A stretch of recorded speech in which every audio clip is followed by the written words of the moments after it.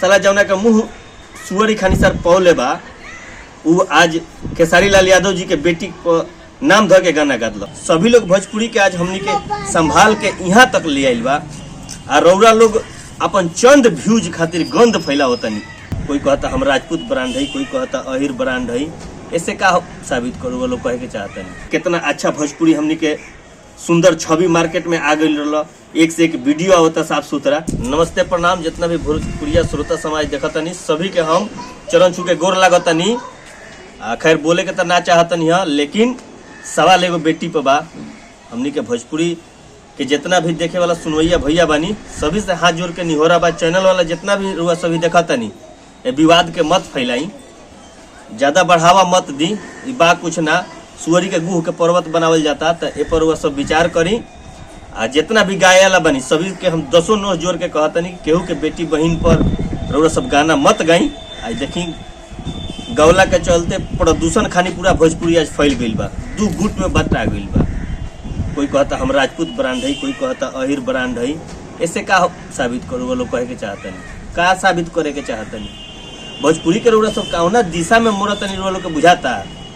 भोजपुरी का महान शेक्सपियर हमनी के भिखारी ठाकुर चाचा, भोजपुरी के संभाल के महेंद्र मिश्र जी, सभी लोग, मदन राय जी, सभी लोग मिल के भोजपुरी के आज यहाँ तक इतना स्वच्छ, श्रद्धा सिन्हा जी, सभी लोग भोजपुरी के आज हमनी के संभाल के यहाँ तक ले आइल बा।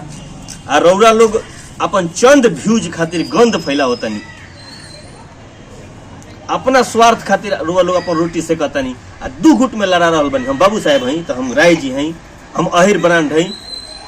ऐसे रुआ सब का साबित करता नहीं। ये सब दुकानदारी रुआ लोग के कहिया ले चली। 10 नोह जोड़ के बा कि दुकानदारी रुआ सब बंद करी। ना तो हऊ साला जौना का मुंह सुअरी खानी सर पौले बा वो आज खेसारी लाल यादव जी के बेटी को नाम ध के गाना गादल। ओकर औकात नहीं खे। कोई चढ़ैले बढ़ैले बा या ओकर मानसिकता ठीक नहीं खे। लाइव आवता अकर में बोलता ठीक बा। तो अगर खेसारी लाल यादव से पर्सनली दुश्मनी रहे तो पर्सनली तो जाके मिल भी सकत रहे। अखिलेश कश्यप से जाके मिल, विवेक सिंह से मिल। तो अगर पर्सनली दिक्कत रहे तो लाइव में 1 साल बाद आके फिर माहौल भोजपुरी के गंदा कर दिले। कितना अच्छा भोजपुरी हमनी के सुंदर छवि मार्केट में आ गई रहा। एक से एक वीडियो आवता साफ सुथरा।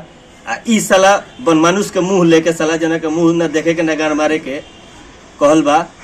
ई साला आके लाइव आके कहता कि हम तो मरे के चाहते हैं। तरे सरवते मरे के चाहते थे अपने आप के गोली मार ले। ट्रेन के नीचे आज सर मरे खातिर तोरा इतना जगह नहीं खे, मरे के चाहता नहीं। आ भोजपुरी खून मांगता। तू ही सर देहगर भूल बड़ा खून देवे वाला तोहरे से भोजपुरी चली सार। बताई साला बनमानुष खानी सर चेहरा पौले बा। आ भोजपुरी के लिया के एगो मैटर फैला के अब हो गई बा कि बाबू साहेब गवा देनी, यादव जी सपोर्ट नहीं करो। इस साला कहाँ जाता। जे जेकरा के देखी ओकरे के गरिया रहल बा। पहले भी आवत रहे गाना, नाम पावत रहे तो नाम ध के आवत रहे। लेकिन अब ऐसा एकर छिया लेदर गुहकिरवा खानी ना आवत रहे।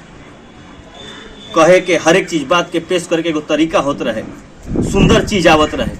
ना कि इस साला बनमानुष के चेहरा धके गाँव तो बा। गावला के बाद में गांव के भी नाम ददलक, पर्सनली खेसारी लाल यादव के भी नाम ददलक। आई सरवा बंद कमरा से एगो पर्दा टांग के आ वीडियो बना के भेजा था कि हम मरे के चाहते हैं। तो मरे के चाहते हैं तो सरवा कोनो गाड़ी के नीचे आके कचरा जो सार। तो रउरा सब पर ध्यान मत दी। ऐसे ही ये सब अपन व्यूज, चंद व्यूज बढ़ावे खातिर आ जितना भी चैनल वाला भैया लोग बानी तो रउरा लोग से अथी अनुरोध बा कि बात के ज्यादा लमराई मत, तिल के तार मत बनाई। जे भी न्यूज पर भी आवता अभी संतोष रेणु भैया के खेसारी लाल यादव के गरिया उतनी का चल रहा बा, कुछ बुझाते नहीं खे। मनोज टाइगर भोजपुरी के बहुत अच्छा डायरेक्टर, उहो आके विवाद में चुतिया गाली सब देते। माने का हो रहा बा। अरे वो छोट मोट के अरे समझ जाए कि एगो नाली के कीड़ा बा ओकर बातें हटा दी।